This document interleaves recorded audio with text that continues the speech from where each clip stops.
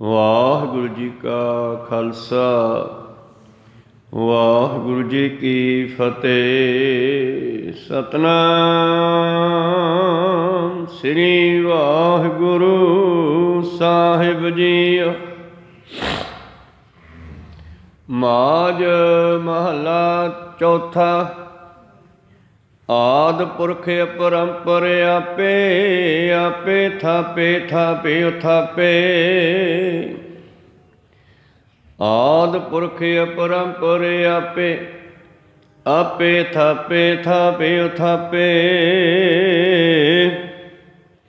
ਸਾਮੈ ਵਰਤੈ ਏਕੋ ਸੋਈ, ਗੁਰਮੁਖ ਸ਼ੋਭਾ ਪਾਵਣਿਆ। ਓ ਵਾਰੀ ਜੀਉ ਵਾਰੀ, ਨਿਰੰਕਾਰੀ ਨਾਮ ਧਿਆਵਣਿਆ। ਓ ਵਾਰੀ ਜੀਉ ਵਾਰੀ, ਨਿਰੰਕਾਰੀ ਨਾਮ ਧਿਆਵਣਿਆ। ਵਾਹਿਗੁਰੂ। ਇਹ ਪਵਿੱਤਰ ਬਚਨ ਚੌਥੇ ਪਾਤਸ਼ਾਹ ਸੋਢੀ ਸੁਲਤਾਨ ਸਤਿਗੁਰੂ ਧੰਨ ਧੰਨ ਸ੍ਰੀ ਗੁਰੂ ਰਾਮਦਾਸ ਮਹਾਰਾਜ ਜੀ ਦੇ ਉਚਾਰਨ ਕੀਤੇ ਹੋਏ। ਧੰਨ ਧੰਨ ਅਕਾਲ ਪੁਰਖ ਪਰਿਪੂਰਨ ਪਰਮੇਸ਼ਰ ਪਰਮਾਤਮਾ ਦੀ ਸਿਫਤ ਕਰਦੇ ਹੋਏ ਸਤਿਗੁਰੂ ਰਾਮਦਾਸ ਮਹਾਰਾਜ ਜੀ ਬਖਸ਼ਿਸ਼ ਕਰਦੇ ਹਨ। ਮਾਝ ਮਹੱਲਾ ਚੌਥਾ। ਆਦਿ ਪੁਰਖ ਅਪਰੰਪਰ ਆਪੇ। ਉਹ ਪਰਮੇਸ਼ਰ ਆਪ ਹੀ ਸ੍ਰਿਸ਼ਟੀ ਦਾ ਰਚਨਹਾਰਾ ਹੈ, ਸ੍ਰਿਸ਼ਟੀ ਦਾ ਮੁੱਢ ਹੈ। ਉਹ ਪਰਮੇਸ਼ਰ ਪੁਰਖ ਪੂ ਨਾਮੇ ਨਰਕਾਂ ਤੋਂ ਬਚਾਉਣ ਵਾਲਾ ਵੀ ਆਪ ਹੈ, ਬਚਾਉਣ ਵਾਲਾ ਵੀ ਆਪ ਹੈ। ਇਸ ਸ੍ਰਿਸ਼ਟੀ ਨੂੰ ਸਾਜਣ ਵਾਲਾ ਵੀ ਉਹ ਆਪ ਹੈ, ਥਾਪਣ ਵਾਲਾ ਵੀ ਆਪ ਹੈ ਤੇ ਉਥਾਪੈ ਖਤਮ ਕਰਨ ਵਾਲਾ ਵੀ ਆਪ ਹੈ। ਜਿਵੇਂ ਦਸਵੇਂ ਪ੍ਰੀਤਮ ਜਾਪ ਸਾਹਿਬ ਵਿੱਚ ਲਿਖਦੇ ਹਨ, ਨਮੋ ਸਰਬ ਕਾਲੇ ਨਮੋ ਸਰਬ ਪਾਲੇ, ਨਮੋ ਸਰਬ ਕਰਤਾ ਨਮੋ ਸਰਬ ਹਰਤਾ। ਨਮੋ ਜੋਗ ਜੋਗੇ ਨਮੋ ਭੋਗ ਭੋਗੇ। ਉਹ ਆਪ ਹੀ ਸਾਰੀਆਂ ਖੇਡਾਂ ਖੇਡ ਰਿਹਾ ਹੈ। ਸ੍ਰਿਸ਼ਟੀ ਦਾ ਕਰਤਾ ਵੀ ਉਹ ਹੈ, ਹਰਤਾ ਖਤਮ ਕਰਨ ਵਾਲਾ ਵੀ ਉਹ ਹੈ। ਪਾਲਣਾ ਭਾਵ ਪਾਲਣਾ ਵੀ ਉਹ ਕਰਦਾ ਹੈ। ਭਾਵੇਂ ਕਿ ਸੰਸਾਰੀ ਤੌਰ 'ਤੇ ਅਨੇਕਾਂ ਸੰਬੰਧ ਬਣੇ ਹਨ, ਪਰ ਇਹਨਾਂ ਸਾਰਿਆਂ ਵਿੱਚ ਵਿਚਰਦਾ ਉਹ ਆਪ ਹੈ। ਕਿਧਰੇ ਮਾਤਾ ਪਿਤਾ ਬਣਦਾ, ਕਿਧਰੇ ਬੱਚੇ ਬਣਦਾ ਹੈ, ਕਿਧਰੇ ਦੁਸ਼ਮਣ ਮਿੱਤਰ ਬਣਦਾ। ਇਹ ਸਭ ਕੁਝ ਉਹ ਆਪ ਹੀ ਬਣਦਾ ਹੈ।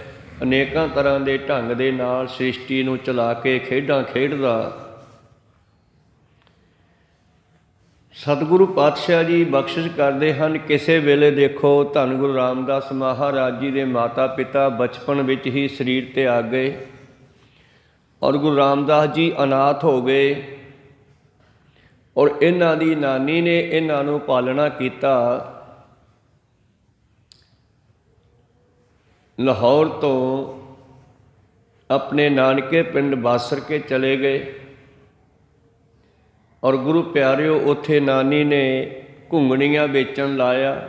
ਬਚਪਨ ਦਾ ਜਿਹੜਾ ਸਮਾਂ ਸੀ ਬੜਾ ਹੀ ਇਸ ਤਰ੍ਹਾਂ ਔਖਾ ਲੰਘਿਆ। ਘੁੰਗਣੀਆਂ ਵੇਚ ਕੇ ਸਮਾਂ ਲੰਘਾਉਣਾ। ਮਾਂ ਨੇ ਛੋਲੇ ਉਬਾਲ ਦੇਣੇ ਕਾਲੇ, ਉਹਨਾਂ ਨੂੰ ਘੁੰਗਣੀਆਂ ਬਣਾ ਕੇ ਮਿਰਚ ਮਸਾਲਾ ਲਾ ਕੇ ਦੇ ਦੇਣਾ ਅਤੇ ਇਹਨਾਂ ਨੇ ਵੇਚ ਕੇ ਆਉਣਾ। ਉਹ ਵੀ ਸਮਾਂ ਇਹਨਾਂ ਨੇ ਦੇਖਿਆ। ਅਤੇ ਉਸ ਤੋਂ ਬਾਅਦ ਸਮਾਂ ਆਇਆ ਘੁੰਗਣੀਆਂ ਵੇਚਦੇ ਹੋਏ ਜਦੋਂ ਇੱਕ ਦਿਨ ਗੋਇੰਦਵਾਲ ਸਾਹਿਬ ਪਹੁੰਚੇ ਸੰਗਤਾਂ ਦੇ ਨਾਲ, ਉੱਥੋਂ ਦਾ ਵਾਤਾਵਰਨ ਦੇਖ ਕੇ ਘੁੰਗਣੀਆਂ ਵੇਚਣੀਆਂ ਬੰਦ ਕਰਕੇ ਉਹਨਾਂ ਨੇ ਗੁਰੂ ਪਿਆਰਿਓ ਸੇਵਾ ਵਿੱਚ ਲੱਗਣਾ ਕੀਤਾ। ਸੇਵਾ ਕਰਦੇ ਰਹੇ। ਬੌੜੀ ਸਾਹਿਬ ਦੀ ਰਚਨਾ ਹੋ ਰਹੀ ਸੀ, ਪਟਾਈ ਹੋ ਰਹੀ ਸੀ, ਸੇਵਾ ਚੱਲ ਰਹੀ ਸੀ, ਕਾਰ ਸੇਵਾ। ਟੋਕਰੀ ਢੋਈ ਉੱਥੇ ਅਤੇ ਸਤਿਗੁਰੂ ਅਮਰਦਾਸ ਮਹਾਰਾਜ ਜੀ ਦੀ ਨਿਗਾਹ ਵਿੱਚ ਆ ਗਏ। ਅਤੇ ਇੱਕ ਦਿਨ ਸਤਿਗੁਰੂ ਅਮਰਦਾਸ ਮਹਾਰਾਜ ਜੀ ਦੇ ਮਹਿਲ ਉਹਨਾਂ ਦੀ ਸੁਪਤਨੀ ਕਹਿਣ ਲੱਗੀ, ਮਹਾਰਾਜ ਆਪਣੀ ਬੱਚੀ ਭਾਨੀ ਵਿਆਹੁਣ ਯੋਗ ਹੋ ਗਈ ਹੈ, ਕੋਈ ਸੁੰਦਰ ਲੜਕਾ ਦੇਖੋ ਵਿਆਹ ਕਰ ਦਈਏ। ਤੇ ਸਤਿਗੁਰੂ ਅਮਰਦਾਸ ਮਹਾਰਾਜ ਜੀ ਕਹਿੰਦੇ, ਕਿਹੋ ਜਿਹਾ ਬੱਚਾ ਚਾਹੀਦਾ, ਕਿਹੋ ਜਿਹਾ ਲੜਕਾ ਹੋਵੇ। ਤੇ ਸਾਹਮਣੇ ਉਹ ਕੁਦਰਤੀ ਜੇਠਾ ਜੀ ਭਾਵ ਗੁਰੂ ਰਾਮਦਾਸ ਜੀ ਆ ਰਹੇ ਸੀ, ਖਾਲੀ ਟੋਕਰੀ ਹੱਥ 'ਚ ਫੜੀ ਹੋਈ ਸੀ, ਮਿੱਟੀ ਸਿੱਟ ਕੇ ਮੁੜੇ ਆਉਂਦੇ ਸੀ।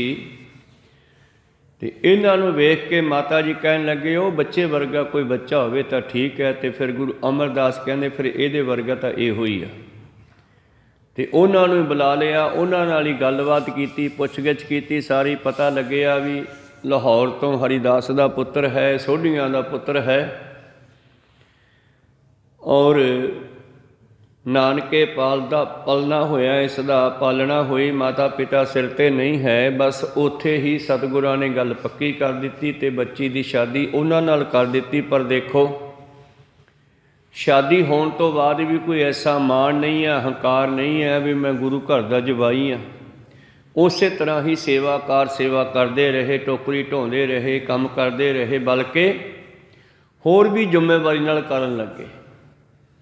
ਸ਼ਾਮਾਂ ਨੂੰ ਮਿਸਤਰੀ ਮਜ਼ਦੂਰ ਕਈਆਂ ਬੱਠਲ ਛੱਡ ਕੇ ਚਲੇ ਜਾਂਦੇ ਆ, ਇਹ ਸੰਭਾਲਦੇ ਆ। ਤੜਕੇ ਉਹਨਾਂ ਦੇ ਆਉਣ ਤੋਂ ਪਹਿਲਾਂ ਸਾਰੀ ਗੁਰੂ ਪਿਆਰਿਓ ਤਿਆਰੀ ਕਰਦੇ ਆ।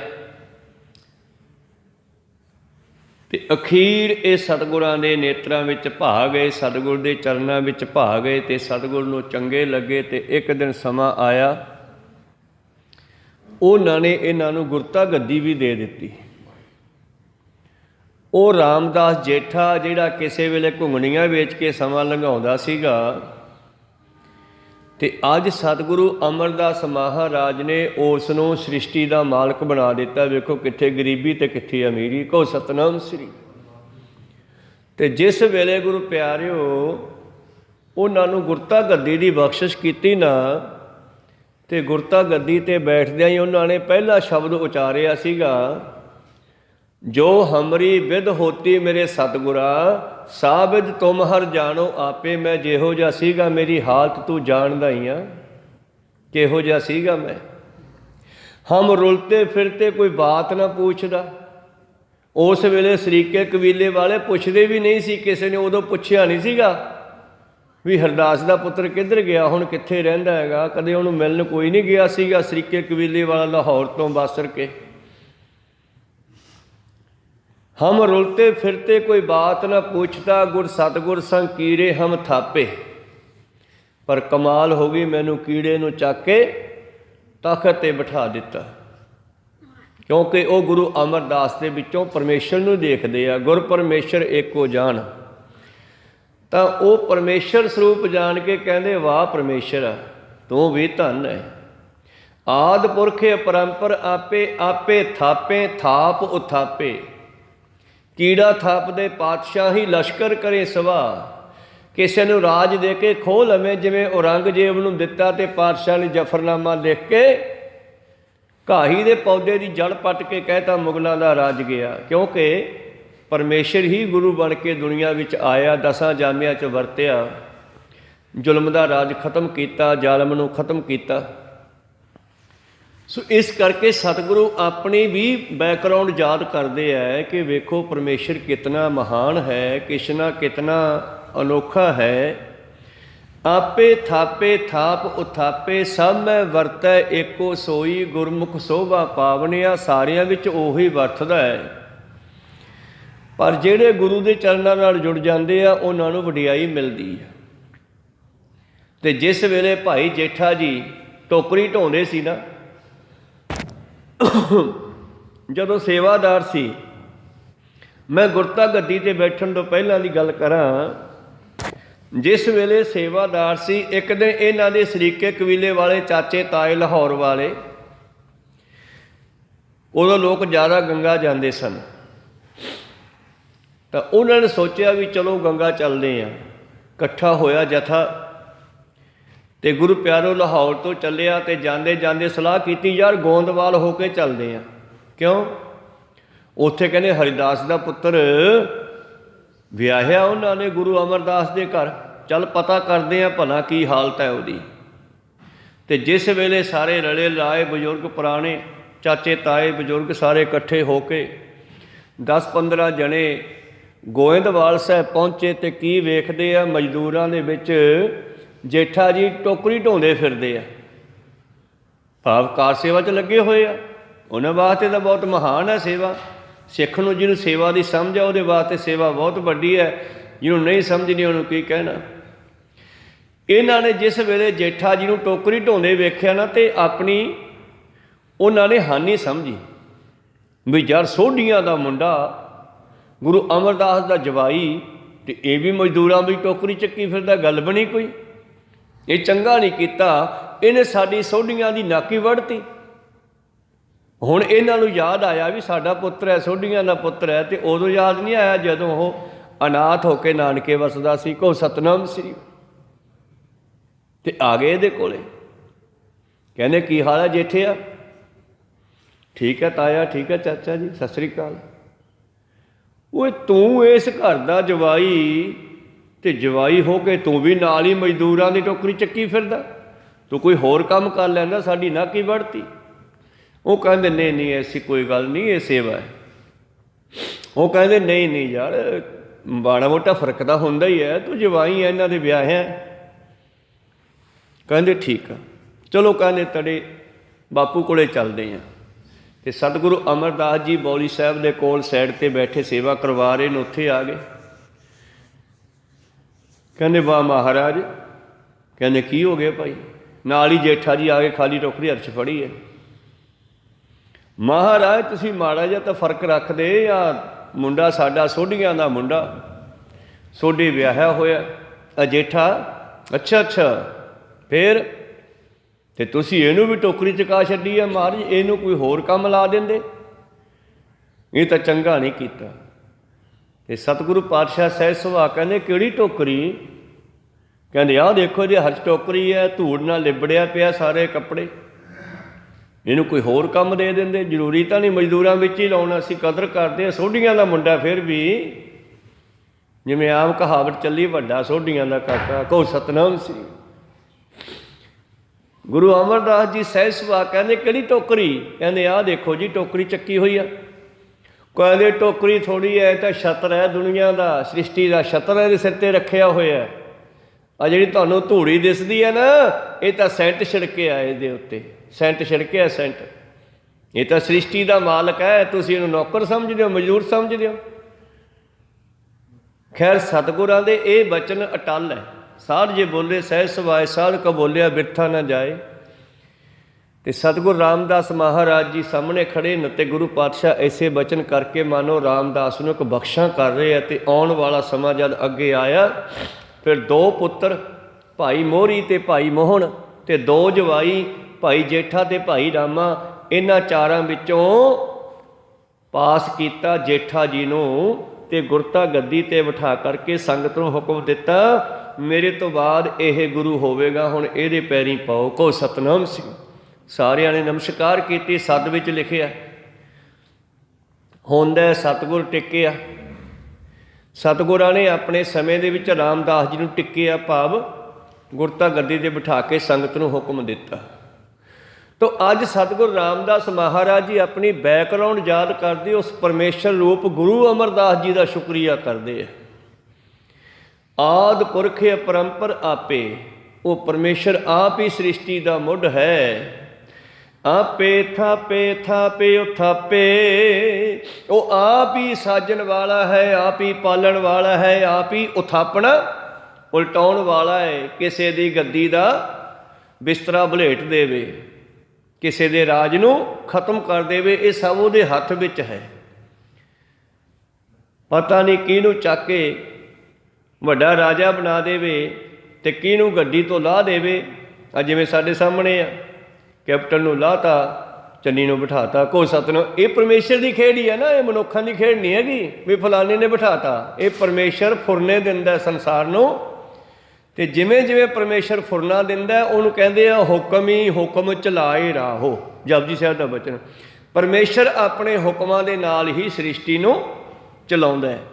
ਪਤਾ ਨਹੀਂ ਕਦੋਂ ਕਿਹਨੂੰ ਤਾਕਤ ਦੇ ਦੇਵੇ ਤੇ ਕੀ ਤੋਂ ਖੋਹ ਲਵੇ। ਸਤਿਗੁਰੂ ਰਾਮਦਾਸ ਪਾਤਸ਼ਾਹ ਨੇ ਇਹ ਚੀਜ਼ ਅੱਖੀਂ ਵੇਖੀ ਆ। ਇੱਕ ਦਿਨ ਸਤਿਗੁਰੂ ਨਾਨਕ ਦੇਵ ਮਹਾਰਾਜ ਕਿਸੇ ਰਾਜੇ ਦੇ ਕੋਲ ਬੈਠੇ ਆ ਤੇ ਉਹ ਰਾਜਾ ਕਹਿਣ ਲੱਗਿਆ, ਮਹਾਰਾਜ ਰੱਬ ਕੀ ਕਰਦਾ ਹੈ? ਕਹਿੰਦੇ ਤੂੰ ਰਾਜਾ ਹੈ ਕਿ ਸੇਵਕ ਹੈ? ਮੈਨੂੰ ਪੁੱਛਦਾ। ਕਹਿੰਦਾ ਨਹੀਂ, ਮੈਂ ਪੁੱਛਦਾ, ਸੇਵਕ ਬਣ ਕੇ ਪੁੱਛਦਾ। ਕਹਿੰਦੇ ਸੇਵਕ ਬਣ ਕੇ ਪੁੱਛਦਾ ਤਾਂ ਇੱਥੋਂ ਥੱਲੇ ਆ ਜਾ ਕੁਰਸੀ ਤੋਂ, ਇੱਥੇ ਮੈਨੂੰ ਬੈਠਣ ਦੇ। ਚੇਲਾ ਪੈਰਾਂ 'ਚ ਬਹਿੰਦਾ ਹੁੰਦਾ, ਕੋਈ ਸਤਨਾਮ ਸੀ। ਉਹ ਕਹਿੰਦੇ ਜੀ ਥੱਲੇ ਬਹਿ ਜਾਂਦੇ ਆ। ਅਤੇ ਗੁਰੂ ਨਾਨਕ ਪਾਤਸ਼ਾਹ ਉੱਤੇ ਜਾ ਕੇ ਬੈਠ ਗਏ ਉਹਦੀ ਕੁਰਸੀ 'ਤੇ, ਅਤੇ ਉਹ ਥੱਲੇ ਬਹਿ ਗਿਆ। ਹੁਣ ਦੱਸੋ ਜੀ ਰੱਬ ਕੀ ਕਰਦਾ? ਕਹਿੰਦੇ ਰੱਬ ਆਹੀ ਕੁਛ ਕਰਦਾ, ਥੱਲਿਓਂ ਉੱਤੇ ਬਿਠਾ ਦਿੰਦਾ, ਉਤਲਿਆਂ ਨੂੰ ਹੇਠਾਂ ਲਾ ਦਿੰਦਾ। ਕੋਈ ਸਤਨਾਮ, ਇਹੀ ਕੰਮ ਹੈ ਉਹਦਾ। ਕੀੜਾ ਥਾਪਦੇ ਪਾਤਸ਼ਾਹੀ, ਲਸ਼ਕਰ ਕਰੇ ਸਵਾਹ। ਕਹਿੰਦੀ ਉਹ ਜਦੋਂ ਚਾਹੇ ਤੇ ਨਿਮਾਣਿਆਂ ਨੂੰ ਮਾਣ ਦਿੰਦਾ ਹੈ ਅਤੇ ਗੁਰੂ ਪਿਆਰਿਓ ਹੰਕਾਰੀਆਂ ਨੂੰ ਖਤਮ ਕਰ ਦਿੰਦਾ ਹੈ। ਧੰਨ ਧੰਨ ਸ਼੍ਰੀ ਗੁਰੂ ਰਾਮਦਾਸ ਮਹਾਰਾਜ ਜੀ ਅੱਗੇ ਕਹਿੰਦੇ, ਸਭ ਮੈਂ ਵਰਤੈ ਏਕੋ ਸੋਈ। ਸਾਰਿਆਂ ਦੇ ਦਿਮਾਗ ਵਿੱਚ ਹੁਕਮ ਬਣ ਕੇ, ਫੁਰਨਾ ਬਣ ਕੇ ਵਰਤਦਾ ਅਤੇ ਉਹ ਫੁਰਨਾ ਸਾਡੇ ਅੰਦਰ ਚੱਲਦਾ ਅਤੇ ਸਾਡੇ ਸਰੀਰਾਂ ਨੂੰ ਉਹ ਫੁਰਨਾ ਚਲਾਉਂਦਾ। ਹੁਕਮ ਹੀ ਹੁਕਮ ਚਲਾਏ ਰਾਹੋ, ਨਾਨਕ ਬਿਗਸੈ ਵੇ ਪ੍ਰਵਾਹੋ। ਅਤੇ ਨਾਲੇ ਵੇਖ ਵੇਖ ਕੇ ਖੁਸ਼ ਹੁੰਦਾ। ਜਿਵੇਂ ਬੱਚੇ ਖੇਡਾਂ ਵਿੱਚ, ਆਪਾਂ ਵੀ ਪਿੰਡਾਂ ਵਿੱਚ ਮਿੱਟੀ ਦੇ ਢੇਰ 'ਤੇ ਬੈਠ ਕੇ ਖੇਡਦੇ ਹੁੰਦੇ ਸੀਗੇ। ਬੱਚੇ ਇਕੱਠੇ ਹੋ ਜਾਂਦੇ 5-7, ਘਰ ਖੇਡਦੇ ਆ, ਲਓ ਵੀ ਘਰ ਬਣਾਈਏ। ਪੈਰ ਉੱਤੇ ਮਿੱਟੀ ਥੱਪੀ, ਕੋਠਾ ਬਣ ਗਿਆ, ਇਹ ਵੱਟ ਜੀ ਪਾਤੀ, ਵਿਹੜਾ ਬਣਾ ਲਿਆ, ਚੁੱਲ੍ਹਾ ਬਣ ਗਿਆ, ਇਹ ਸਾਰਾ ਕੁਛ ਬਣ ਗਿਆ। ਐਂ ਖੇਡਦੇ ਸ਼ਾਮ ਤੱਕ ਖੇਡੀ ਜਾਂਦੇ। ਅਤੇ ਜਦੋਂ ਆਵਾਜ਼ਾਂ ਮਾਰਦੇ, ਮਾਂ ਘਰੋਂ ਆਵਾਜ਼ਾਂ ਮਾਰਦੀ ਵੀ ਆ ਜਾਓ, ਹੁਣ ਘਰੇ ਆ ਜਾਓ, ਹਨੇਰਾ ਹੋ ਗਿਆ। ਅਤੇ ਫਿਰ ਉਹ ਬੱਚੇ ਕੀ ਕਰਦੇ? ਸਾਰਾ ਦਿਨ ਖੇਡਦੇ ਘਰ ਬਣਾ ਕੇ, ਅਤੇ ਜਾਂਦੇ ਹੋਏ ਪੈਰ ਮਾਰ ਕੇ ਨੂੰ ਢਾਹ ਜਾਂਦੇ। ਨਾ ਬਣਾਉਣ ਦੀ ਕੋਈ ਖੁਸ਼ੀ ਅਤੇ ਨਾ ਢਾਉਣ ਦਾ ਕੋਈ ਦੁੱਖ। ਕੋਈ ਸਤਨਾਮ, ਉਹਨੂੰ ਚੰਗੀ ਤਰ੍ਹਾਂ ਪੈਰ ਮਾਰ ਕੇ ਢਾਉਂਦੇ, ਉਹਨੂੰ ਵੀ ਖੇਡ ਹੀ ਸਮਝਦੇ। ਅਤੇ ਪਰਮੇਸ਼ਰ ਦੀ ਇਹ ਖੇਡ ਹੈ, ਕਿਸੇ ਨੂੰ ਬਣਾ ਦਿੰਦਾ, ਕਿਸੇ ਨੂੰ ਢਾਹ ਦਿੰਦਾ। ਉਹਨੂੰ ਨਾ ਬਣਾਉਣ ਵੇਲੇ ਕੋਈ ਸ਼ੌਂਕ ਖੁਸ਼ੀ, ਨਾ ਢਾਉਣ ਵੇਲੇ ਕੋਈ ਦੁੱਖ ਹੁੰਦਾ ਹੈ। ਸਭ ਮੈਂ ਵਰਤੈ ਏਕੋ ਸੋਈ, ਗੁਰਮੁਖ ਸੋਭਾ ਪਾਵਣਿਆ। ਪਰ ਯਾਦ ਰੱਖਿਓ, ਜਿਹੜੇ ਗੁਰੂ ਵਾਲੇ ਬਣ ਜਾਂਦੇ ਆ ਉਹਦੇ ਦਰ 'ਤੇ ਸੁਭਾਏਮਾਨ ਹੁੰਦੇ ਆ, ਸ਼ੋਭਾ ਪਾਉਂਦੇ ਆ, ਚੰਗੇ ਲੱਗਦੇ ਆ, ਵਡਿਆਈ ਪ੍ਰਾਪਤ ਕਰਦੇ ਆ। ਹਉ ਵਾਰੀ ਜੀਓ ਵਾਰੀ। ਚੌਥੇ ਪਾਤਸ਼ਾਹ ਜੀ ਕਹਿੰਦੇ, ਮੈਂ ਬਲਿਹਾਰੇ ਜਾਵਾਂ, ਮੈਂ ਤਨ ਕਰਕੇ ਜੀਓ, ਮਨ ਕਰਕੇ ਬਲਿਹਾਰੇ ਜਾਵਾਂ ਉਹਨਾਂ ਰੱਬ ਦੇ ਪਿਆਰਿਆਂ ਤੋਂ। ਨਿਰੰਕਾਰੀ ਨਾਮ ਧਿਆਵਣਿਆ। ਜਿਹੜੇ ਨਿਰੰਕਾਰ, ਜਿਸ ਦਾ ਆਕਾਰ ਨਹੀਂ ਹੈ, ਜੋ ਰੰਗ ਰੂਪ ਰੇਖ ਭੇਖ ਤੋਂ ਰਹਿਤ, ਉਹ ਕੀ ਹੈ ਭਲਾ? ਉਹ ਹੁਕਮ ਹੀ ਹੈ ਨਾ। ਤੁਸੀਂ ਘਰੇ ਬੈਠੇ ਸੀਗੇ, ਤੁਹਾਡੇ ਅੰਦਰ ਫੁਰਨਾ ਬਣਿਆ ਵੀ ਚਲੋ ਗੁਰਦੁਆਰੇ ਚੱਲਦੇ ਹਾਂ। ਕੋਈ ਸਤਨਾਮ, ਕੌਣ ਲੈ ਕੇ ਆਇਆ ਸੋਨੂੰ? ਉਹ ਹੁਕਮ।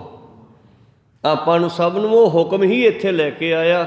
ਸਮਾਪਤੀ ਹੋ ਜਾਣੀ ਹੈ, ਫਿਰ ਹੁਕਮ ਆਉਣਾ, ਚਲੋ ਵੀ ਘਰੇ ਚੱਲੀਏ, ਉੱਠ ਕੇ ਘਰ ਨੂੰ ਤੁਰ ਜਾਵਾਂਗੇ। ਕਹੋ ਸਤਨਾਮ ਸੀ। ਇੱਦਾਂ ਹੀ ਚੱਲਦਾ ਨਾ ਕੰਮ। ਸਾਰੀ ਸ੍ਰਿਸ਼ਟੀ ਆਏ ਹੁਕਮ ਨਾਲ ਚੱਲਦੀ ਹੈ। ਅਤੇ ਪਰਮੇਸ਼ਰ ਦਾ ਜਿਹੜਾ ਸਰੂਪ ਹੈ ਨਾ, ਉਹਦਾ ਚੱਕਰ ਚਿਹਨ, ਰੰਗ ਰੂਪ, ਫੋਟੋ ਆਦਿ ਕੁਛ ਨਹੀਂ ਹੈਗੀ। ਇਸੇ ਕਰਕੇ ਉਸ ਨੂੰ ਨਿਰੰਕਾਰ ਲਿਖਿਆ। ਨਿਰੰਕਾਰ ਦਾ ਅਰਥ ਹੈ ਨਿਰਆਕਾਰ, ਜਿਹਦਾ ਆਕਾਰ ਨਹੀਂ। ਜਿਵੇਂ ਜਾਪ ਸਾਹਿਬ ਦਾ ਪਹਿਲੀ ਪੌੜੀ ਹੈ, ਚੱਕਰ ਚਿਹਨ ਅਰ ਵਰਨ ਜਾਤੀ ਅਰ ਪਾਤ ਨਾਹਿਨ ਜਿਹੇ। ਚੱਕਰ ਚਿਹਨ ਭਾਵ ਲਕੀਰਾਂ ਖਿੱਚ ਕੇ ਚੱਕਰ ਪਾ ਕੇ ਫੋਟੋ ਬਣਾਉਣੀ। ਪਹਿਲਾਂ ਲਕੀਰਾਂ ਖਿੱਚ ਕੇ ਮੂੰਹ ਦੀ ਫੋਟੋ ਬਣਾਤੀ, ਪੇਟ ਦੀ ਬਣਾਤੀ, ਲੱਤਾਂ ਦੀਆਂ ਲਕੀਰਾਂ ਖਿੱਚਤੀਆਂ, ਇੱਦਾਂ ਬਣ ਜਾਂਦੀ ਹੈ। ਕਹਿੰਦੀ ਉਸ ਦਾ ਕੋਈ ਲਕੀਰ ਨਹੀਂ ਹੈ, ਕੋਈ ਚੱਕਰ ਚਿਹਨ ਅਰ ਵਰਨ ਜਾਤੀ ਅਰ ਪਾਤ ਨਾ ਹੈ। ਜੇ ਕੋਈ ਜਾਤ ਪਾਤ ਨਹੀਂ ਹੈ, ਕੋਈ ਉਸ ਦਾ ਖਾਸ ਅੰਸ਼ ਵੰਸ਼ ਨਹੀਂ ਹੈ, ਉਹ ਸਾਰੀ ਸ੍ਰਿਸ਼ਟੀ ਦਾ ਮਾਲਕ ਹੈ।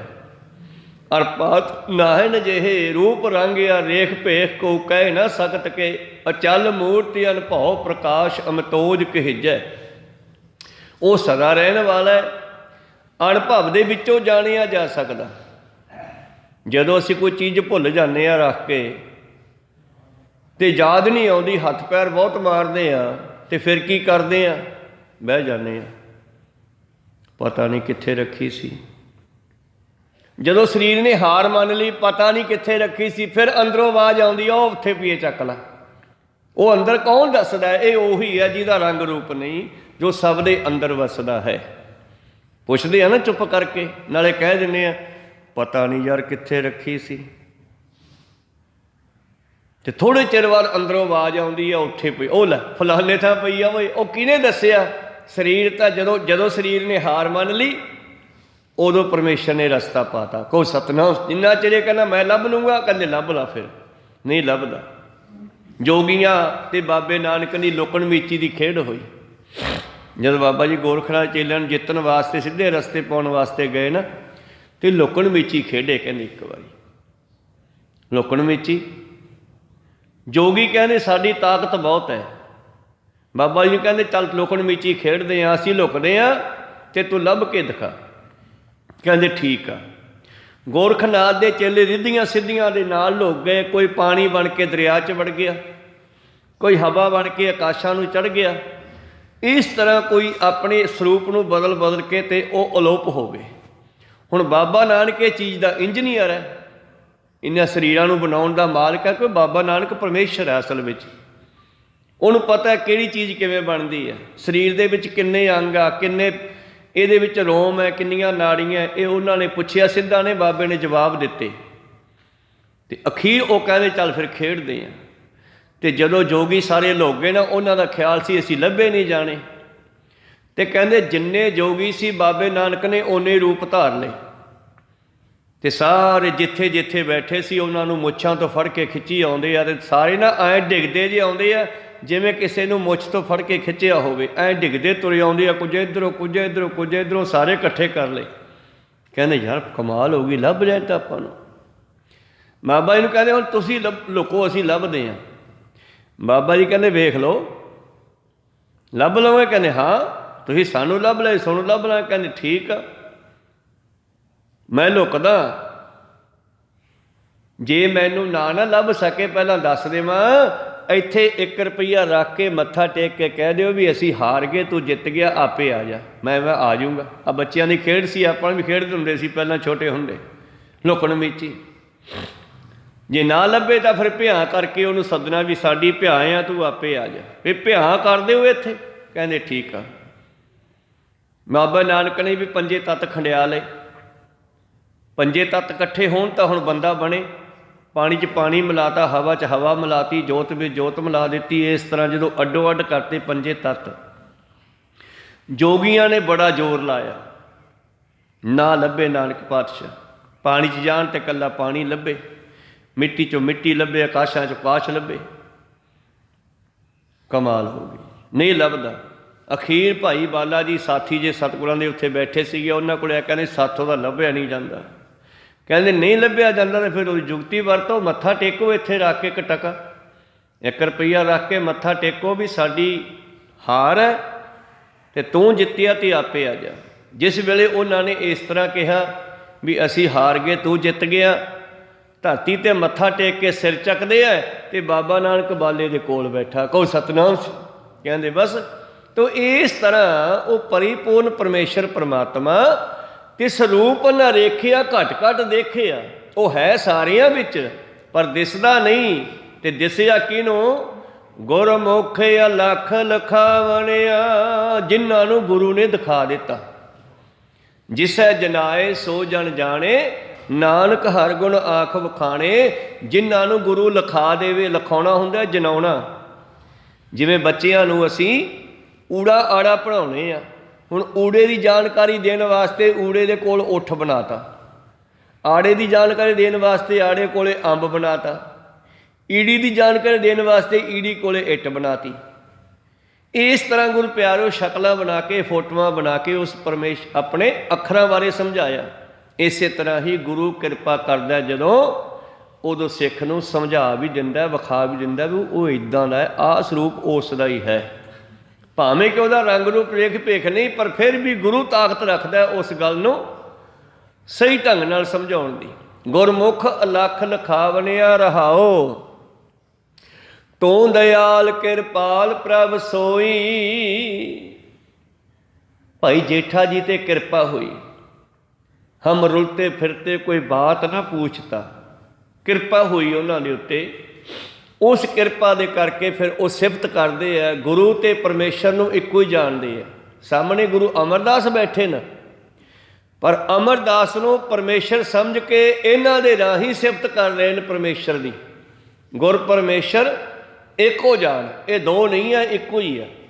ਅੱਜ ਗੁਰੂ ਗ੍ਰੰਥ ਸਾਹਿਬ ਜੀ ਮਹਾਰਾਜ ਜਿਹੜੇ ਇੱਥੇ ਸਾਡੇ ਗੁਰੂ ਹਨ, ਇਸੇ ਬਾਣੀ ਦਾ ਪ੍ਰਕਾਸ਼ ਸੱਚਖੰਡ ਵਿੱਚ ਹੈ। ਇਸੇ ਬਾਣੀ ਦਾ ਪ੍ਰਕਾਸ਼ ਸਾਡੇ ਦਿਮਾਗ 'ਚ ਹੋਣਾ। ਜੋ ਸਾਡੇ ਦਿਮਾਗ 'ਚ ਬਾਣੀ ਦਾ ਪ੍ਰਕਾਸ਼ ਹੋਇਆ ਤੇ ਬੰਦੇ ਨੂੰ ਗਿਆਨ ਹੋਣਾ, ਗਿਆਨ ਹੋਣਾ ਤੇ ਇਹਦਾ ਮਾਰਗ ਦਰਸ਼ਨ ਹੋਣਾ, ਗਿਆਨ ਹੋਣਾ ਤੇ ਇਹਨੂੰ ਸੁੱਖ ਮਿਲਨੇ ਆ। ਸੁੱਖ ਗਿਆਨ ਦੇ ਵਿੱਚ ਹੈ, ਪੈਸੇ ਵਿੱਚ ਨਹੀਂ ਹੈ। ਨਾ ਸੁੱਖ ਵਿੱਚ ਗ੍ਰਸਤ ਦੇ, ਗ੍ਰਸਤੀ ਲੋਕ ਕਹਿੰਦੇ ਅਸੀਂ ਦੁਖੀ ਹਾਂ, ਤੇ ਜਿਹੜੇ ਭੱਜ ਕੇ ਗਏ ਗ੍ਰਸਤੀ ਜੀਵਨ ਨੂੰ ਛੱਡ ਕੇ ਵੀ ਜੰਗਲਾਂ ਵਿੱਚ ਚੱਲਦੇ ਆ, ਜੋਗੀ ਬਣ ਜਾਓ, ਕੋਈ ਕਮਾਈ ਨਹੀਂ ਕਰਨੀ ਪਊ, ਵਿਹਲੇ ਰਹਾਂਗੇ, ਐਸ਼ ਕਰਾਂਗੇ, ਸੁਖੀ ਵਸਾਂਗੇ, ਉਹ ਵੀ ਦੁਖੀ ਹੋਏ। ਵੱਡੇ ਵੱਡੇ ਰਾਜੇ ਗੋਰਖਨਾਥ ਦੇ ਚੇਲੇ ਬਣਨ ਤੋਂ ਬਾਅਦ ਦੁਖੀ ਹੋਏ। ਪਹਿਲਾਂ ਉਹਦੀਆਂ ਗੱਲਾਂ 'ਚ ਆ ਗਏ ਤੇ ਘਰ-ਬਾਰ ਛੱਡ ਕੇ, ਖਜ਼ਾਨੇ ਛੱਡ ਕੇ, ਰਾਣੀਆਂ ਛੱਡ ਕੇ, ਮਹਿਲ ਛੱਡ ਕੇ, ਸਭ ਕੁਝ ਛੱਡ ਕੇ, ਰਾਜ ਭਾਗ ਛੱਡ ਕੇ ਗੋਰਖਨਾਥ ਦੇ ਚੇਲੇ ਬਣ ਗਏ, ਭਰਥਰੀ ਵਰਗੇ। ਤੇ ਜਦੋਂ ਗੋਰਖਨਾਥ ਨੇ ਪਾੜ ਕੇ ਕੰਨ ਪਾ ਕੇ ਮੁੰਦਰਾ ਸਿਰ ਘੋਣ ਮੋਣ ਕਰਕੇ ਤੇ ਬਗਲੀਆਂ ਚਕਾਤੀਆਂ, ਹੁਣ ਮੰਗ ਕੇ ਲਿਆਓ, ਡਾਲੀ ਮੰਗ ਕੇ ਲਿਆਓ ਪਿੰਡਾਂ 'ਚੋਂ। ਫਿਰ ਪਛਤਾਉਂਦੇ ਆ ਜਿਹੜੇ ਆਹ ਰੱਬ ਸੀਗਾ ਯਾਰ, ਐਦੋਂ ਤਾਂ ਸਾਡਾ ਉਹੀ ਰੱਬ ਚੰਗਾ ਸੀ, ਰਾਜ ਭਾਗ ਵਾਲਾ। ਕੋਈ ਸਤਨਾਮ, ਸੁੱਖ ਨਾਲ ਸੌਂਦੇ ਸੀ, ਸੁੱਖ ਮਾਣਦੇ ਸੀਗੇ, ਚੰਗਾ ਖਾਂਦੇ ਪੀਂਦੇ ਸੀ, ਮੰਗਣਾ ਤਾਂ ਨਹੀਂ ਸੀ ਪੈਂਦਾ, ਬਲਕਿ ਲੋਕਾਂ ਨੂੰ ਦਿੰਦੇ ਸੀਗੇ। ਫਿਰ ਉਹ ਦੁਖੀ ਹੋਏ, ਪਰ ਹੁਣ ਘਰੇ ਮੁੜਨ ਜੋਗੇ ਰਹੇ ਨਹੀਂ, ਕੰਨ ਪਾਟ ਕੇ ਮੁੰਦਰਾਂ ਪਾ ਲੀਆਂ, ਸਿਰ ਘੋਣ ਮੋਣ ਕਰਤੇ। ਫਿਰ ਉਸ ਭਰਥਰੀ ਰਾਜੇ ਨੂੰ ਧੰਨ ਗੁਰੂ ਨਾਨਕ ਦੇਵ ਜੀ ਮਿਲੇ ਤੇ ਉਹਨਾਂ ਨੇ ਉਹਨੂੰ ਗਿਆਨ ਦਿੱਤਾ ਵੀ ਅਸਲ ਵਿੱਚ ਪਰਮੇਸ਼ਰ ਨਾਲ ਜੁੜਨ ਦਾ ਆਹ ਢੰਗ ਹੈ। ਨਾ ਸੁੱਖ ਵਿੱਚ ਗ੍ਰਸਤ ਦੇ, ਨਾ ਸੁੱਖ ਛੱਡ ਗਿਆ, ਸੁੱਖ ਹੈ ਵਿੱਚ ਵਿਚਾਰ ਦੇ, ਸੁੱਖ ਹੈ ਵਿੱਚ ਵਿਚਾਰ ਦੇ, ਗਿਆਨ ਦੇ, ਸੁੱਖ ਹੈ ਵਿੱਚ ਵਿਚਾਰ ਦੇ, ਸਤਿਗੁਰ ਸ਼ਰਨ ਪਿਆ। ਹੁਣ ਇੱਕ ਬੰਦੇ ਦੀ ਆਮਦਨ 100 ਰੁਪਈਆ ਹੋਵੇ ਤੇ ਖਰਚਾ 150 ਕਰੇ, ਇਹਦਾ ਮਤਲਬ ਗਿਆਨ ਨਹੀਂ ਹੈਗਾ, ਤੇ ਉਹ ਕਿਵੇਂ ਸੁਖੀ ਹੋ ਸਕਦਾ? ਕੋਈ ਸਤਨਾਮ ਸੀ। ਗ੍ਰਸਤੀ ਦੇ ਕੋਲ ਵੀ ਜੇ ਆਮਦਨ 100 ਰੁਪਈਆ ਹੈ ਤੇ ਉਹ 'ਚੋਂ 70-80 ਖਰਚ ਕਰੇ ਤਾਂ ਫਿਰ ਉਹ ਸੁਖੀ ਰਹਿ ਸਕਦਾ। ਜਦੋਂ ਬਿੱਤੋਂ ਵੱਧ ਖਰਚਾ ਕਰੂਗਾ ਤਾਂ ਫਿਰ ਉਹ ਦੁਖੀ ਹੋਊਗਾ। ਇਸੇ ਤਰ੍ਹਾਂ ਜੋਗੀ, ਹੁਣ ਜੋਗੀ ਗ੍ਰਸਤੀ ਜੀਵਨ ਛੱਡ ਕੇ ਰੱਬ ਨੂੰ ਜਪਣ ਵਾਸਤੇ ਘਰੋਂ ਨਿਕਲੇ ਆ ਤੇ ਗਾਂਹ ਜਾ ਕੇ ਕਿਸੇ ਨੇ ਝੌਂਪੜੀ ਬਣਾਤੀ, ਝੌਂਪੜੀ ਤੋਂ ਡੇਰਾ ਬਣ ਗਿਆ, ਡੇਰੇ ਤੋਂ ਵੱਡਾ ਆਸ਼ਰਮ ਬਣ ਗਿਆ।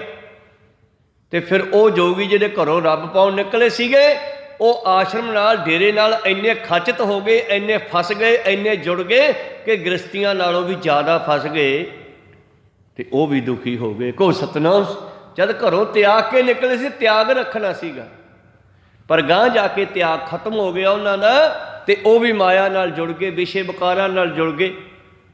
ਘਰ ਕੀ ਨਾਰ ਤਿਆਗੈ ਅੰਧਾ, ਘਰ ਵਾਲੀਆਂ ਨੂੰ ਛੱਡ ਕੇ ਜੋਗੀ ਬਣੇ, ਘਰੋਂ ਨਿਕਲੇ ਵੀ ਹੁਣ ਵਿਆਹ ਨਹੀਂ ਕਰਾਉਣਾ, ਕਈਆਂ ਨੇ ਵਿਆਹ ਕਰਾ ਕੇ ਘਰ ਵਾਲੀਆਂ ਛੱਡਤੀਆਂ। ਘਰੋਂ ਨਿਕਲ ਕੇ ਰੱਬ ਨੂੰ ਪਾਵਾਂਗੇ, ਜੋਗੀ ਬਣ ਗਏ, ਸਾਧ ਬਣ ਗਏ, ਜੰਗਲਾਂ ਚਲੇ ਗਏ ਤੇ ਗਾਂਹ ਜਾ ਕੇ ਫੇਰ ਫਸ ਗਏ। ਕੋ ਘਰ ਕੀ ਨਾਰ ਤਿਆਗੇ ਅੰਧਾ, ਪਰ ਨਾਰੀ ਸਿਓ ਘਾਲੈ ਧੰਦਾ। ਆਪਣੀਆਂ ਘਰ ਵਾਲੀਆਂ ਛੱਡ ਕੇ ਗਲਤ ਰਸਤੇ ਪੈ ਗਏ। ਫਿਰ ਉਹ ਕਿਵੇਂ ਫਸੇ ਭਲਾ? ਜਿਵੇਂ ਜਿਉਂ ਸਿੰਬਲ ਦੇਖ ਸੂਆ ਬਿਕਸਾਨਾ, ਅੰਤ ਕੀ ਬਾਰ ਨੂਆ ਲਪਟਾਨਾ। ਸਿੰਬਲ ਦਾ ਦਰਖਤ ਹੁੰਦਾ, ਸਿੰਬਲ ਦੇ ਦਰਖਤ ਦੇ ਫਲ ਹੁੰਦੇ ਆ ਲਾਲ ਰੰਗ ਦੇ, ਤੇ ਜਾਨਵਰ ਲਾਲ ਰੰਗ ਨੂੰ ਬੜਾ ਪਸੰਦ ਕਰਦਾ ਹੈ, ਤੋਤਾ। ਤੇ ਤੋਤੇ ਦੂਰੋਂ ਆਉਂਦੇ ਆ ਉੱਡ ਕੇ, ਬਈ ਉਹ ਲਾਲ ਰੰਗ ਦੇ ਫਲ ਲੱਗੇ ਆ। ਤੇ ਫਲ ਦਾ, ਸਿੰਬਲ ਦੇ ਫਲ ਦਾ ਦਰਖਤ ਦਾ ਸੁਭਾਅ ਪਤਾ ਕੀ ਹੈ? ਸਿੰਬਲ ਰੁੱਖ ਸਰੈਰਾ ਅਤ ਦੀਰਘ ਅਤ ਮੁੱਚ, ਬੜਾ ਮੋਟਾ ਹੈ, ਬੜਾ ਲੰਬਾ ਹੈ। ਇਹਨੂੰ ਲਾਲ ਰੰਗ ਦੇ ਫਲ ਲੱਗਦੇ ਆ, ਤੋਤੇ ਉੱਡ ਕੇ ਆਉਂਦੇ ਆ ਤੇ ਤੋਤੇ ਉਹਦੇ ਉੱਤੇ ਬੈਠ ਕਰਕੇ ਜਦੋਂ ਚੁੰਝ ਮਾਰਦੇ ਆ ਨਾ ਫਲ ਵਿੱਚ, ਇੱਕ ਤਾਂ ਇਹਦੀ ਚੁੰਝ ਵਿੰਗੀ ਹੁੰਦੀ ਹੈ ਤੇ ਇੱਕ ਫਲ ਹੁੰਦਾ ਚੀੜਾ, ਤੇ ਚੁੰਝ ਵੱਜਦਿਆਂ ਹੀ ਉਹ ਚੁੰਝ ਨੂੰ ਕੱਸ ਲੈਂਦਾ ਤੇ ਮੁੜ ਕੇ ਤੋਤਾ ਉੱਥੇ ਹੀ ਲਮਕ ਕੇ ਮਰ ਜਾਂਦਾ ਹੈ। ਇਹੋ ਜਿਹੇ ਸਾਧ ਜਿਹੜੇ ਘਰ-ਬਾਰ ਛੱਡ ਕੇ ਜੰਗਲਾਂ ਵਿੱਚ ਗਏ, ਪਰ ਗਾਂਹ ਜਾ ਕੇ ਫਿਰ ਮਾਇਆ ਦੇ ਵਿੱਚ ਖਚਿਤ ਹੋ ਗਏ, ਉਹ ਐਂ ਲਮਕ ਕੇ ਮਰ ਗਏ ਤੋਤੇ ਦੀ ਤਰ੍ਹਾਂ। ਕੋ ਸਤਨਾਮ ਸ੍ਰੀ। ਸਿੰਬਲ ਰੁੱਖ ਸਰਾਇਰਾ ਅਤ ਦੀਰਘ ਅਤ ਮੁੱਚ, ਓਏ ਜੇ ਆਵੇ ਆਸ ਕਰ ਜਾਹੇ ਨਿਰਾਸੇ ਕਿਤ। ਫਲ ਫਿੱਕੇ ਫੁੱਲ ਵਕ ਵਕੇ ਕੰਮ ਨਾ ਆਵੇ ਪਤ, ਮਿੱਠਤ ਨੀਵੀਂ ਨਾਨਕਾ ਗੁਣ ਚੰਗਿਆਈਆਂ ਤੱਕ। ਗ੍ਰਸਤੀ ਜੀਵਨ ਵਿੱਚ ਰਹਿੰਦਿਆਂ ਵੀ ਰੱਬ ਨੂੰ ਪਾਇਆ ਜਾ ਸਕਦਾ, ਛੱਡ ਕੇ ਜਾਣ ਦੀ ਲੋੜ ਨਹੀਂ ਹੈ।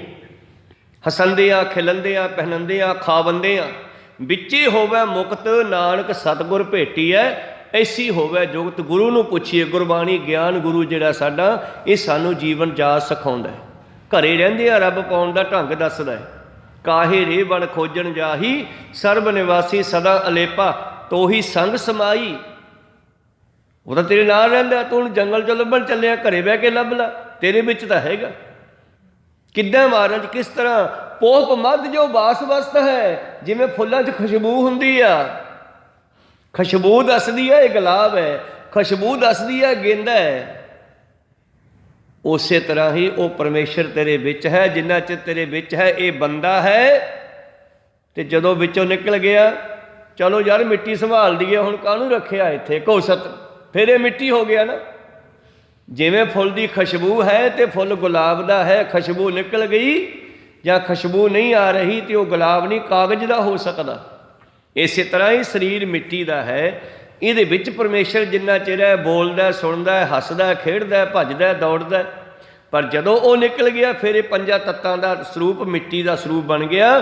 ਫਿਰ ਆਪਾਂ ਇਸ ਨੂੰ ਪਾਣੀ ਵਿੱਚ ਪ੍ਰਵਾਹ ਕਰ ਦਿੰਦੇ ਹਾਂ, ਜਾਂ ਅੱਗ ਵਿੱਚ ਪਾ ਦਿੰਦੇ ਹਾਂ, ਜਾਂ ਧਰਤੀ ਵਿੱਚ ਨੱਪ ਦਿੰਦੇ ਹਾਂ, ਆਪੋ ਆਪਣੇ ਢੰਗ ਮੁਤਾਬਕ।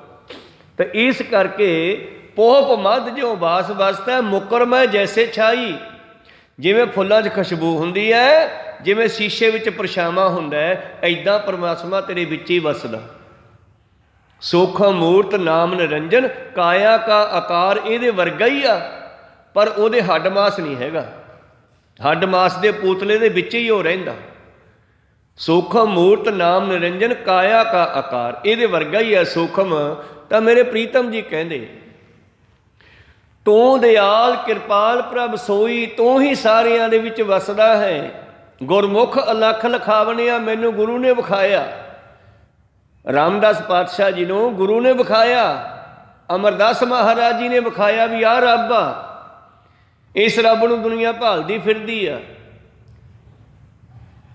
ਸਿਮਟ ਸ਼ਾਸਤਰ ਪੁੰਨ ਪਾਪ ਵਿਚਾਰਦੇ, ਤੱਤੈ ਸਾਰ ਨਾ ਜਾਣੀ, ਤੱਤੈ ਸਾਰ ਨਾ ਜਾਣੀ, ਗੁਰੂ ਬਾਝੋਂ ਤੱਤੈ ਸਾਰ ਨਾ ਜਾਣੀ। ਤੱਤ ਕੀ ਹੈ? ਦੁੱਧ ਦਾ ਤੱਤ ਕੀ ਹੈ? ਵੈਸੇ ਤਾਂ ਦੁੱਧ ਦਾ ਬਹੁਤ ਕੁਝ ਬਣਦਾ, ਬਰਫੀ ਬਣਦੀ ਹੈ, ਹੋਰ ਮੱਖਣੀ ਬਣਦੀ ਹੈ, ਦਹੀਂ ਬਣਦਾ, ਬਹੁਤ ਕੁਛ ਬਣਦਾ ਦੁੱਧ ਤੋਂ। ਪਰ ਦੁੱਧ ਦਾ ਕੀਮਤੀ ਤੱਤ ਜਿਹੜਾ ਉਹ ਘਿਓ ਹੈ। ਕਹੋ ਸਤਿਨਾਮ, ਹੈ ਦੁੱਧ ਵਿੱਚ ਹੀ। ਇੱਕ ਮਹਾਂਪੁਰਸ਼ਾਂ ਦੇ ਕੋਲੇ ਕੋਈ ਗਿਆ ਨੌਜਵਾਨ, ਕਹਿੰਦਾ ਬਾਬਾ ਜੀ ਰੱਬ ਦਿਖਾ ਦਿਓ। ਉਹ ਕਹਿਣ ਲੱਗੇ, ਬੇਟਾ ਰੱਬ ਆਏ ਨਹੀਂ ਦਿਸਦਾ, ਮਿਹਨਤ ਕਰਨੀ ਪੈਂਦੀ ਹੈ, ਭਜਨ ਬੰਦਗੀ ਕਰਨੀ ਪੈਂਦੀ ਆ, ਸੁਰਤੀਆਂ ਬਿਰਤੀਆਂ ਇਕੱਠੀਆਂ ਕਰਕੇ ਉਹਦੇ ਨਾਲ ਜੁੜਨਾ ਪੈਂਦਾ, ਫਿਰ ਕਿਤੇ ਜਾ ਕੇ ਉਹ ਦਿਖਾਈ ਦਿੰਦਾ। ਕਹਿੰਦੇ ਨਾ ਜੀ ਤੁਸੀਂ ਦਿਖਾ ਸਕਦੇ ਹੋ, ਛੇਤੀ ਦਿਖਾਓ। ਕਹਿੰਦੇ ਕੋਈ ਨਹੀਂ, ਕੱਲ੍ਹ ਨੂੰ ਦਿਖਾ ਦਿਆਂਗੇ। ਇੱਕ ਘਿਓ ਦਾ ਆਪਣਾ ਦੁੱਧ ਦਾ ਡੋਲੂ ਲੈ ਕੇ ਆਈ ਘਰੋਂ। ਇਹਨੇ ਸੋਚਿਆ ਬਾਬੇ ਨੇ ਪੀਣ ਵਾਸਤੇ ਮੰਗਾਇਆ ਹੋ, ਲੰਗਰ ਵਾਸਤੇ ਮੰਗਾਇਆ ਹੋ। ਦੂਜੇ ਦਿਨ ਗਿਆ, ਡੋਲੂ ਦੁੱਧ ਦਾ ਭਰ ਕੇ ਲੈ ਗਿਆ। ਕਹਿੰਦੇ ਹਾਂ ਮਹਾਰਾਜ ਲਓ ਸਮੁੰਦਰ ਲਿਆਂਦਾ, ਦੁੱਧ ਲਿਆਂਦਾ। ਅੱਛਾ ਰੱਖ ਦੇ ਬੇਟਾ। ਹਾਂਜੀ ਹੁਣ ਦਿਖਾਓ ਰੱਬ। ਕਹਿੰਦੇ ਵਿਖਾਉਣੇ ਆ। ਢੱਕਣ ਖੋਲ ਕੇ ਮਹਾਂਪੁਰਸ਼ ਉਹ ਡੋਲੂ ਵਿੱਚ ਉਂਗਲ ਮਾਰਨ ਲੱਗ ਪਏ। ਮਾਰੀ ਗਏ, ਮਾਰੀ ਗਏ, ਮਾਰੀ ਗਏ, ਜਿੰਨਾ ਚਿਰ ਉਹ ਬੱਚਾ ਆਪ ਨਹੀਂ ਬੋਲਿਆ। ਕਹਿੰਦਾ ਬਾਬਾ ਜੀ ਇਹ ਚੋਂ ਕੀ ਲੱਭਦੇ ਹੋ? ਠੀਕ ਹੈ ਦੁੱਧ ਵਿੱਚ ਕੋਈ ਚੀਜ਼ ਨਹੀਂ। ਕਹਿੰਦੇ ਨਹੀਂ ਮੈਂ ਤਾਂ ਵੇਖਦਾ ਸੀ ਵੀ ਘਿਓ ਕਹਿੰਦੇ ਇਹਦੇ 'ਚ ਹੁੰਦਾ। ਹਾਂਜੀ ਹੁੰਦਾ ਘਿਓ ਤਾਂ, ਤੇ ਫਿਰ ਦਿਸਦਾ ਕਿਉਂ ਨਹੀਂ? ਮੈਂ ਉਂਗਲ ਮਾਰੀ ਜਾਂਦਾ, ਘੰਟਾ ਹੋ ਗਿਆ ਨਿਕਲਿਆ ਨਹੀਂ। ਕਹਿੰਦੇ ਐ ਥੋੜ੍ਹਾ ਨਿਕਲਦਾ, ਇਹ ਗਰਮ ਕਰਨਾ ਪੈਂਦਾ, ਠੰਡਾ ਕਰਨਾ, ਜਮਾਉਣਾ, ਫਿਰ ਦਹੀਂ ਦਾ ਜਾਗ ਲੱਗਦਾ, ਫਿਰ ਬੀਬੀਆਂ ਰਿੜਕਦੀਆਂ, ਫਿਰ ਮੱਖਣੀ ਨਿਕਲਦੀ ਹੈ, ਫਿਰ ਗਰਮ ਕਰਦਿਆਂ ਫਿਰ ਕਿਤੇ ਘਿਓ ਬਣਦਾ। ਕਹਿੰਦੇ ਘਿਓ ਬਣਾਉਣ ਵਾਸਤੇ ਇੰਨਾ ਜ਼ੋਰ ਲਾਉਣਾ ਪੈਂਦਾ, ਤੇ ਰੱਬ ਤੈਨੂੰ ਮੈਂ ਕਿਵੇਂ ਵਿਖਾਰਿਆ ਤੁਰੇ ਜਾਂਦੇ ਨੂੰ? ਕਹੋ ਸਤਿਨਾਮ। ਐ ਨਹੀਂ ਦਿਸਦਾ ਗਾ। ਮਿਹਨਤ ਕਰਨੀ ਪੈਂਦੀ ਹੈ, ਗੁਰੂ ਦੀ ਕਿਰਪਾ ਲੈਣੀ ਪੈਂਦੀ ਹੈ, ਗੁਰੂ ਤੋਂ ਮਾਰਗ ਦਰਸ਼ਨ ਲੈਣਾ ਪੈਂਦਾ। ਤਾਂ ਗੁਰੂ ਰਾਮਦਾਸ ਜੀ ਨੂੰ ਗੁਰੂ ਮਿਲਿਆ ਤੇ ਕੀ ਕਹਿੰਦੇ ਨੇ? ਰਹਾਓ ਤੂੰ ਦਿਆਲ ਕਿਰਪਾਲ ਪ੍ਰਭ ਸੋਈ, ਤੂੰ ਦਿਆਲੂ ਕਿਰਪਾਲੂ ਹੈ, ਤੁਧ ਬਿਨ ਦੂਜਾ ਅਵਰ ਨਾ ਕੋਈ, ਤੇਰੇ ਤੋਂ ਬਗੈਰ ਹੋਰ ਕਿਹੜਾ ਹੈ? ਗੁਰ ਪ੍ਰਸਾਦ ਕਰੇ ਨਾਮ ਦੇਵੈ। ਜਦੋਂ ਗੁਰੂ ਕਿਰਪਾ ਕਰਦਾ ਫਿਰ ਪਰਮੇਸ਼ਰ ਦੇ ਨਾਲ ਜੁੜਨ ਦੀ ਸ਼ੁਰੂਆਤ ਕਰਦਾ। ਪਹਿਲਾਂ ਉਹਦਾ ਨਾਮ ਦੱਸਦਾ। ਤੁਸੀਂ ਕਿਸੇ ਬੰਦੇ ਨੂੰ ਮਿਲਣਾ ਹੈ, ਉਹਦੇ ਪਿੰਡ ਜਾਣਾ ਹੈ, ਉਹਦੇ ਪਿੰਡ ਜਾਣ ਤੋਂ ਪਹਿਲਾਂ ਤੁਹਾਨੂੰ ਉਹਦੇ ਨਾਮ ਦੇ ਬਾਰੇ ਜਾਣਕਾਰੀ ਹੋਣੀ ਜ਼ਰੂਰੀ ਆ। ਕਹੋ ਸਤਿਨਾਮ ਸ੍ਰੀ। ਤੁਸੀਂ ਪਿੰਡ ਜਾ ਕੇ ਵੀ ਜੇ ਉਹਦਾ ਨਾਮ ਨਹੀਂ ਯਾਦ ਕੀਤਾ ਤਾਂ ਉਹਨੂੰ ਕਿਵੇਂ ਲੱਭੋਗੇ? ਤਾਂ ਪਰਮੇਸ਼ਰ ਨੂੰ ਅਗਰ ਪ੍ਰਾਪਤ ਕਰਨਾ ਹੈ ਤਾਂ ਪਰਮੇਸ਼ਰ ਦਾ ਐਡਰੈਸ ਬਾਬੇ ਨਾਨਕ ਨੇ ਸ਼ੁਰੂਆਤ 'ਚ ਲਿਖ ਦਿੱਤਾ। ਮੂਲ ਮੰਤਰ ਇੱਕ ਓੰਕਾਰ, ਉਹ ਇੱਕ ਹੈ। ਓੰ ਉਹ ਸ੍ਰਿਸ਼ਟੀ ਉਸੇ ਦਾ ਰੂਪ ਹੈ, ਕਾਰ ਇਹਦੇ ਵਿੱਚ ਉਹਦਾ ਹੁਕਮ ਚੱਲਦਾ ਹੈ, ਸੱਤ ਉਹ ਸੱਤ ਹੈ, ਨਾਮ ਉਹਦਾ ਨਾਮ ਸੱਤ ਹੈ, ਕਰਤਾ ਪੁਰਖ ਉਹੋ ਹੀ ਸ੍ਰਿਸ਼ਟੀ ਨੂੰ ਬਣਾਉਣ ਵਾਲਾ ਹੈ, ਨਿਰਭਉ ਨਿਰਵੈਰ, ਉਹ ਡਰਦਾ ਡਰਾਉਂਦਾ ਨਹੀਂ। ਅਕਾਲ ਮੂਰਤ ਉਹ ਮਰਦਾ ਨਹੀਂ, ਜੰਮਦਾ ਨਹੀਂ। ਅਜੂਨੀ ਉਹ ਸਾਡੇ ਵਾਂਗੂ ਮਾਂ ਪਿਓ ਤੋਂ ਨਹੀਂ ਜੰਮਦਾ, ਸਵੈਪੰਗ ਆਪਦੀ ਮਰਜ਼ੀ ਨਾਲ ਪ੍ਰਗਟ ਹੁੰਦਾ ਹੈ। ਜਿਹਦੇ ਵਿੱਚ ਇਹ ਲੱਛਣ ਆ ਉਹ ਰੱਬ ਹੈ। ਕਹੋ ਸਤਨਾਮ। ਦੇਖ ਲਓ ਹੁਣ ਇਹ ਲੱਛਣ ਕਿੱਥੇ ਹੋ ਸਕਦੇ ਆ, ਇਹ ਸਾਰੇ ਸੁਭਾਅ ਕਿੱਥੇ ਹੋ ਸਕਦੇ ਆ, ਉੱਥੇ ਰੱਬ ਹੈ। ਉਹ ਜੰਮਦਾ ਮਰਦਾ ਨਹੀਂ, ਗੁਰ ਪ੍ਰਸਾਦ ਉਹਨੂੰ ਗੁਰੂ ਦੀ ਕਿਰਪਾ ਨਾਲ ਜਾਣਿਆ ਜਾ ਸਕਦਾ ਹੈ। ਗੁਰ ਪ੍ਰਸਾਦ ਕਰੇ ਨਾਮ ਦੇਵੈ, ਨਾਮੈ ਨਾਮ ਸਮਾਵਣਿਆ। ਫਿਰ ਗੁਰੂ ਕਿਰਪਾ ਕਰਦਾ, ਨਾਮ ਦੀ ਦਾਤ ਬਖਸ਼ਦਾ ਹੈ, ਤੇ ਸਿੱਖ ਨਾਮ ਨੂੰ ਲੈ ਕਰਕੇ ਜਪਦਾ ਹੈ, ਵਾਹ ਗੁਰੂ ਵਾਹ ਗੁਰੂ ਵਾਹ ਗੁਰੂ ਵਾਹ ਗੁਰੂ। ਇਸ ਐਡਰੈਸ ਨੂੰ ਪਕਾਉਣਾ ਹੈ। ਇੱਕ ਤਾਂ ਪਰਮੇਸ਼ਰ ਦਾ ਨਾਮ ਪੱਕਾ ਕਰ ਲਓ ਸੁਰਤ ਵਿੱਚ, ਤੁਸੀਂ ਨਾ ਜਪੋ, ਤੁਹਾਡੀਆਂ ਨਾੜਾਂ ਵਿੱਚ ਵਾਹਿਗੁਰੂ ਚੱਲੇ, ਐਸੀ ਅਵਸਥਾ ਬਣ ਜਾਵੇ। ਇੱਕ ਜਿਹੜਾ ਮੂਲ ਮੰਤਰ ਹੈ ਉਸ ਨੂੰ ਯਾਦ ਕਰ ਲਓ, ਉਹਦੇ ਮੁਤਾਬਕ ਸਰੀਰ ਨੂੰ ਢਾਲ ਲਓ, ਤੁਸੀਂ ਖੁਦ ਹੀ ਰੱਬ ਹੋ ਜਾਓਗੇ। ਹਰ ਕਾ ਸੇਵਕ ਸੋ ਹਰ ਜੇਹਾ, ਭੇਦ ਨਾ ਜਾਣੋ ਮਾਨਸ ਦੇਹਾ। ਪ੍ਰੀਤਮ ਜੀ ਕਹਿੰਦੇ ਗੁਰੂ ਕਿਰਪਾ ਕਰਦਾ। ਫਿਰ ਜਦੋਂ ਮੈਂ ਲੱਭਣ ਚੱਲਿਆ, ਗੁਰ ਪ੍ਰਸਾਦ ਕਰੇ ਨਾਮ ਦੇਵੈ, ਨਾਮੈ ਨਾਮ ਸਮਾਵਣਿਆ। ਤੂੰ ਆਪੇ ਦਾਤਾ, ਆਪੇ ਸੱਚਾ ਸਿਰਜਣਹਾਰਾ। ਗੁਰੂ ਦੀ ਸਿਫਤ ਕਰਦੇ ਤੀਜੇ ਚੌਥੇ ਪਾਤਸ਼ਾਹ ਕਹਿੰਦੇ, ਤੂੰ ਹੀ ਦੁਨੀਆ ਨੂੰ ਬਣਾਉਣ ਵਾਲਾ ਹੈ। ਭਗਤੀ ਭਰੇ ਤੇਰੇ ਭੰਡਾਰਾ, ਤੇਰੇ ਘਰ ਵਿੱਚ ਤਾਂ ਭਗਤੀ ਦੇ ਖਜ਼ਾਨੇ ਪਏ ਨੇ। ਗੁਰਮੁਖ ਨਾਮ ਮਿਲੇ ਮਨ ਭੀਜੈ, ਪਰ ਜਿਨ੍ਹਾਂ ਨੂੰ ਗੁਰੂ ਦੇ ਕੋਲੋਂ ਨਾਮ ਦੀ ਦਾਤ ਮਿਲ ਗਈ, ਉਹਨਾਂ ਦਾ ਮਨ ਭਿੱਜ ਗਿਆ। ਸਹਿਜੇ ਸਹਿਜ ਲਗਾਵਣਿਆ, ਸਹਿਜ ਸਮਾਧ ਲਗਾਵਣਿਆ। ਹੌਲੀ ਹੌਲੀ ਉਹ ਪਰਮੇਸ਼ਰ ਨਾਲ ਜੁੜ ਜਾਂਦੇ ਹੈ। ਇਹ ਸੀ ਤਿੰਨ ਪਦਿਆਂ ਦੀ ਵਿਚਾਰ। ਰਹਿੰਦੇ ਚਾਰ ਪਦਿਆਂ ਦੀ ਵਿਚਾਰ ਆਪਾਂ ਕੱਲ੍ਹ ਨੂੰ ਸਰਵਣ ਕਰਾਂਗੇ। ਆਓ ਇੱਥੇ ਰੋਕਣ ਦੀ ਆਗਿਆ ਬਖਸ਼ੋ। ਆਨੰਦ ਸਾਹਿਬ ਜੀ ਦਾ ਜਾਪ ਕਰੀਏ। ਉਪਰੰਤ ਕੜਾਹ ਪ੍ਰਸ਼ਾਦੀਆਂ ਦੇਗਾਂ ਲੈ ਕੇ ਸਰਬੱਤ ਸੰਗਤਾਂ ਨੂੰ ਛੁੱਟੀਆਂ। ਬਹੁਤ ਬਹੁਤ ਧੰਨਵਾਦ ਜਿਨ੍ਹਾਂ ਨੇ ਹਾਜ਼ਰੀਆਂ ਲਵਾਈਆਂ, ਨਾਲ ਬੋਲਣ ਦੀ ਕਿਰਪਾਲਤਾ ਕਰਨੀ। ਵਿਚਾਰਾਂ ਨੂੰ ਇੱਥੇ ਰੋਕਦੇ ਹਾਂ, ਬੋਲਦਿਆਂ ਅਨੇਕਾਂ ਅੱਖਰ ਬਾਅਦ ਘਾਟ ਹੋ ਜਾਂਦੇ। ਸਿੱਖ ਸੰਗਤਾਂ ਤੇ ਸਤਿਗੁਰੂ ਬਖਸ਼ਣ ਯੋਗ ਹੈ, ਬਖਸ਼ ਲੈਣਾ ਜੀ। ਸਮਾਪਤੀ ਕਰੀਏ। ਬੁਲਾਓ ਫਤਿਹ ਪਾਓ ਫਤਿਹ। ਵਾਹਿਗੁਰੂ ਜੀ ਕਾ ਖਾਲਸਾ, ਵਾਹਿਗੁਰੂ ਜੀ ਕੀ ਫਤਿਹ। ਵਾਹਿਗੁਰੂ।